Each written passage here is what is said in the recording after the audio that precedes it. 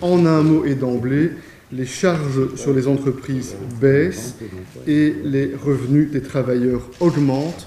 L'accord sur le budget fédéral sera tombé peu avant 6 h du matin ce samedi. Voici les détails de la réforme fiscale avec pour point d'orgue la hausse du pouvoir d'achat.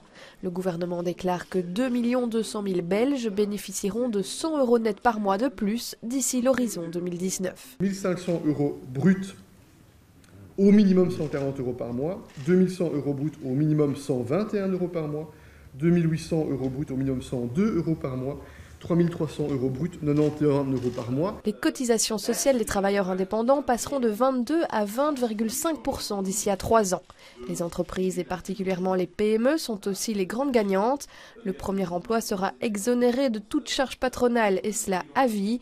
Des mesures spectaculaires, voire historiques selon le gouvernement. Plus de 99% des entreprises dans notre pays sont des PME. Si on veut donc contribuer fortement à cette relance, à cette croissance, à la création de nouveaux emplois, je rappelle qu'il y a plus de 600 000 chômeurs dans notre pays, il faut bien sûr prendre des mesures qui sont ciblées. Mais pour financer ces réformes, des taxes et des mesures sont aussi prévues dès l'année prochaine. Le concept du tax shift, c'est de transférer la charge du travail vers une autre charge. Donc effectivement, si l'on veut assurer que la moitié des travailleurs ait 100 € net en plus par mois d'ici 2019, eh bien il faut trouver les financements. En résumé, en 2016, un plein de 50 litres de diesel coûtera 2 € de plus. La bouteille d'alcool fort augmentera de 2,60 € et la canette de soda coûtera 1 centime de plus dès juillet 2016.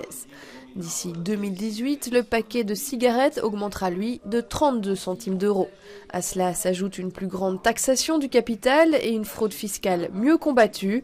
Cette nouvelle réforme constitue une enveloppe de 8,3 milliards d'euros.